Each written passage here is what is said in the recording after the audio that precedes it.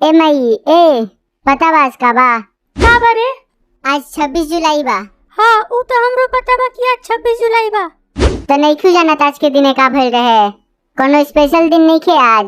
ना हमके कुछ याद नहीं खे। हे भगवान, ई कैसन माई हमरा के दे देला। हमरा माई के हमर बर्थडे भी याद नहीं खे। का आज तोर बर्थडे है? हाँ ए मम्मी, आज हमार बर्थडे है और तू तनको खुश नहीं खू।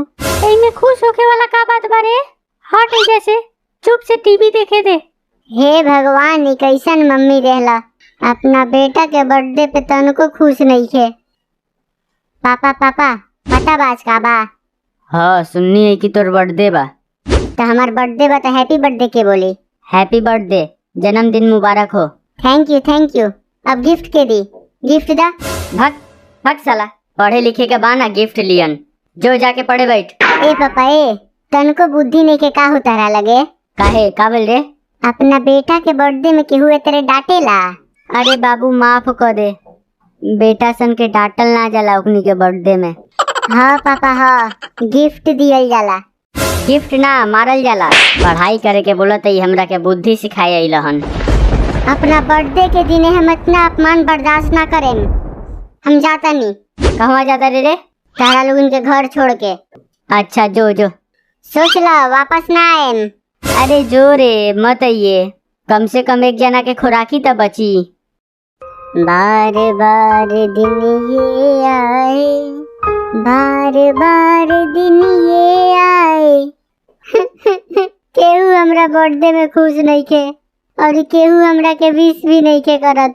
का भइल रे गोलुआ, इतना उदास काहे बड़े? ए गोलुआ पता बा आज का बा? का बा बोल? आज नु हमार जन्मदिन बा। अच्छा तोर जन्मदिन बा, चल ठीक बा। अरे साला हैप्पी बर्थडे ना बोलबे? Happy birthday. साला ये दुनिया में कोनो ऐसन पैदा नहीं कसन ले जौन बिना बतौले हमरा के हैप्पी बर्थडे बोला सन। अरे हरामी गोलुआ भोलुआ, हेया का करत रसन रे? ए रिंकिया पता बा आज हमार बर्थडे बा? पता बा। तो हमरा के हैप्पी बर्थडे के बोली रे? हैप्पी बर्थडे बोल। Happy birthday. अरे तनी प्यार से बोल। Happy birthday Golu. का रे गोलुआ, सुननी है कि तोर आज बर्थडे है? हाँ आज हमार बर्थडे है। तब पार्टी उटी ना देबे का रे? बोल ना का खियेबे आज? भाग साला, हैप्पी बर्थडे बोलबे ना कैलस और पार्टी ये चाहिए। तोरा के हैप्पी बर्थडे बोलेम त ते पार्टी देबे? बोल तबे बोलेम। हाँ रे गोलुआ बोल, हैप्पी बर्थडे बोले से पार्टी देबे? ते तो बोल नहीं देले बड़े हैप्पी बर्थडे, ऊ तो ते जबरदस्ती के बोलवेले हुए। अगर पार्टी देबे तो हम अपना मन से बोलेम। गोलुआ हमू बढ़िया से बोले मगर पार्टी देबे तो।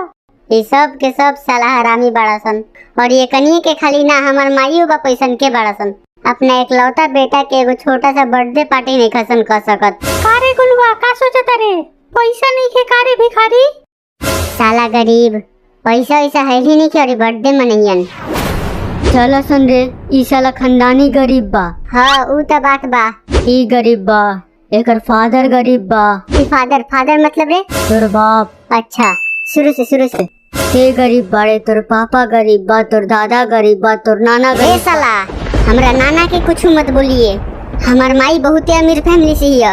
इतने तोर माई अमीर हिया तो ते पार्टी देवे में हिचकिचाता रे काहे? कहनी के जैसन मतलबी यार संग के पार्टी देम। रे साला पैसा वैसा रही तब नहीं पार्टी दी। चल सन, ये गरीब भिखारी से हमनी के बेकार में दोस्ती कई निसन। ए भिखारी बनी हम? हई देखा सन हमरा लगे कितना रुपया बा। अरे बाप रे, इतना सारा रुपया। ए गोलुआ हैप्पी बर्थडे प्लीज पार्टी देना। गोलुआ हैप्पी बर्थडे, पार्टी देना भाई। चल ना कोनो रेस्टोरेंट में खाए के। हाँ रे गोलुआ हैप्पी बर्थडे। साला ते ही हमारा असली यार हुए। चल कोनो रेस्टोरेंट में खाए के। गोलुआ से पंगा लियल बहुते भारी पड़ेला, बुझला लोगिन? नकली पैसा के दम पे तो हम अपने गोड़ पे गिरा देनी। असली के पैसा रही तब का करता संदे? भिखारी का तो भिखारी वाला हरकत करी ना, तहनी के बहुते रहीस वाला हरकत कैला हसन।